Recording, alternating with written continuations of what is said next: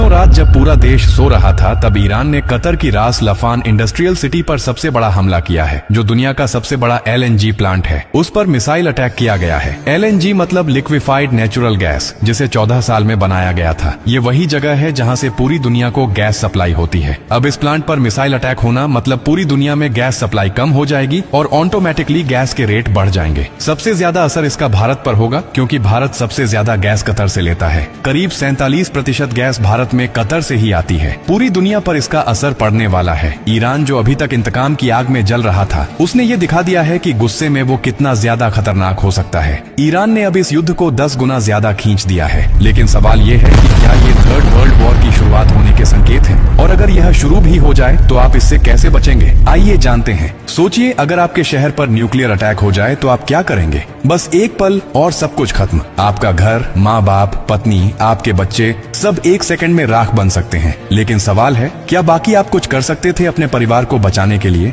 जवाब है, कर सकते थे। अगर आप अभी से तैयार हैं, ये पूरी जानकारी जिंदगी और मौत की दूरी को तय करेगी। क्योंकि न्यूक्लियर अटैक में सिर्फ धमाका नहीं मारता, असली तबाही शुरू होती है धमाके के बाद, जिसे कहते हैं रेडिएशन फॉलआउट। जो लोग ब्लास्ट में बच जाते हैं, वो जानकारी न होने की वजह से रेडिएशन से धीरे धीरे मारे जाते हैं। सबसे पहले समझिए, हमला होते ही तेज रोशनी दिखाई देती है, इतनी तेज कि आप अपने हाथ की हड्डियां देख सकते हैं और आप हमेशा के लिए अंधे हो सकते हैं। इसलिए जैसे ही फ्लैश दिखाई दे, तुरंत जमीन पर लेट जाए, आंखें कसकर बंद कर लीजिए, चेहरे को किसी कपड़े से ढक लीजिए। ये आपकी पहली सुरक्षा है। अब सवाल उठता है, कहाँ जाए? अगर आपके पास बेसमेंट है, अंडरग्राउंड पार्किंग है, मेट्रो स्टेशन है, तो वहीं भागिए। जमीन के नीचे रहना रेडिएशन फॉलआउट से बचने का सबसे कारगर तरीका है। लेकिन अगर कुछ भी उपलब्ध नहीं है तो अपने घर को ही शेल्टर बनाइए। सारी खिड़कियां और दरवाजे बंद कर दीजिए। हर छोटी दरार को कपड़े और टेप से सील कर दीजिए। हवा के लिए कोई रास्ता नहीं बचना चाहिए। ध्यान रखिए, जैसे ही न्यूक्लियर अटैक की जानकारी मिलेगी, आपके पास बस कुछ ही मिनट होंगे। इसलिए खबर मिलते ही पानी भरना शुरू कर दीजिए। बाल्टी, बोतल, ड्रम, जो भी मिले,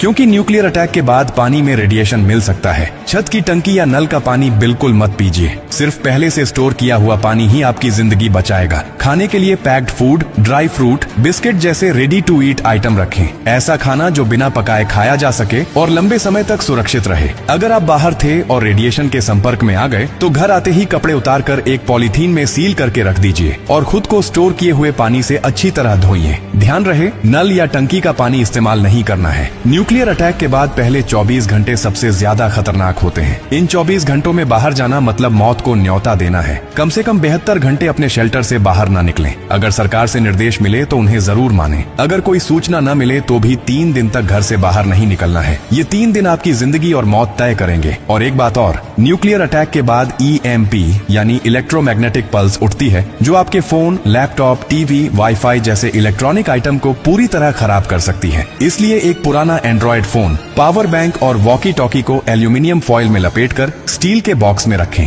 हो सकता है यही आपको बाकी बची हुई दुनिया से जोड़े रखे। लेकिन सबसे जरूरी चीज क्या है? शांति। पैनिक नहीं करना, घबराना नहीं है। हर फैसला सोच समझ कर लेना है, क्योंकि nuclear attack one time game है। जितना शांत रहोगे उतने बचने की संभावना ज्यादा होगी। और याद रखिए, ये जानकारी सिर्फ आपके लिए नहीं है, आपके परिवार के लिए, आपके दोस्तों के लिए, आपके पड़ोसियों के लिए, पूरे समाज के लिए। क्या आप अकेले सुरक्षित रहना चाहते हैं? नहीं ना? तो इस जानकारी को हर उस इंसान तक पहुंचाइए जिसकी आपको परवाह है। आपका एक शेयर किसी की जान बचा सकता है। यही असली इंसानियत है। और जब आप जिंदगी बांट रहे हैं तो एक वादा कीजिए, आप डॉक्टर कार्डियो की हर पोस्ट से कुछ न कुछ सीखेंगे और दूसरों को भी सिखाएंगे। क्योंकि हमारा मकसद सिर्फ कंटेंट नहीं, आपकी सुरक्षा है, आपकी जिंदगी है।